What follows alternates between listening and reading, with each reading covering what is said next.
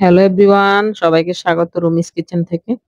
আজকে এখানে আপনাদের জন্য আরেকটি নিউ রেসিপি নিয়ে আমি চলে আসলাম। মুরগির বুকের সলিড মাংসটা নিয়েছি, হাড়বিহীন।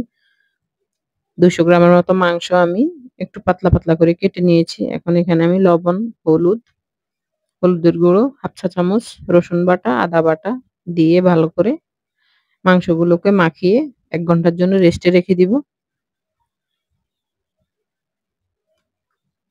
সাথে লেবুর রস দিয়ে দিবেন এবং এখানে মাংসের মশলা দিয়ে দিচ্ছি আমি। লেবুর রসটা আমি অফ ক্যামেরা ইউজ করছি। এখন 1 ঘন্টার জন্য আমি রেস্টে রেখে দিব।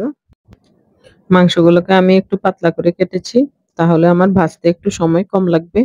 মাংসগুলোর ভিতরে মশলাটা ভালোভাবে ঢুকবে, সুন্দর মতো ভাজা হবে। এখন এখানে আমি 1 ঘন্টা পর দেখেন মাংসগুলো নিয়েছি। এখন এখানে আমি ময়দা নিয়ে নিয়েছি হাফ কাপের মতন। আমি মরিচের গুঁড়ো এবং লবণ দিয়ে ভালোভাবে ময়দাগুলোকে মিশিয়ে নিচ্ছি।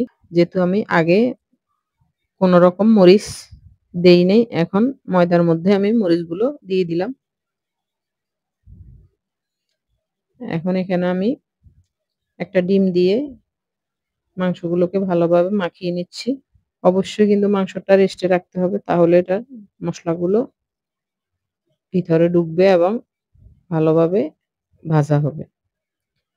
এখন আমি একটা একটা করে এখন এগুলাকে আমি ভালো করে ময়দাতে কোট করে নিব এবং চুলায় তেল গরম হতে দিয়েছি। একটা একটা করে এগুলোকে এভাবে কোট করে ভাজতে দিব। একটু লো হিটে আপনারা ভাজবেন, তাহলে এটা ভালোভাবে ভিতরে হয়ে যাবে।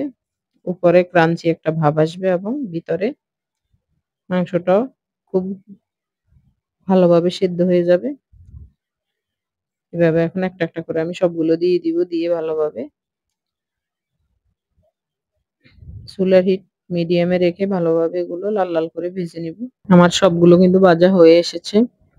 এগুলো আপনারা বাচ্চাদের টিফিনে এবং বিকেলের নাস্তায় সসের সাথে সবাই মিলে বসে খেতে পারেন। ভিডিওটি ভালো লাগলে আপনার প্রিয় মানুষকে অবশ্যই শেয়ার করে দিবেন। এখন আমি ভেঙে দেখাচ্ছি, দেখেন ভিতরে কিরকম হয়েছে এবং উপর বাইরের অংশটা একটু ক্রাঞ্চি ক্রাঞ্চি ভাব এসেছে। ভিডিওটি ভালো লাগলে লাইক, কমেন্ট, শেয়ার করবেন এবং সাবস্ক্রাইব করবেন। আল্লাহ হাফেজ।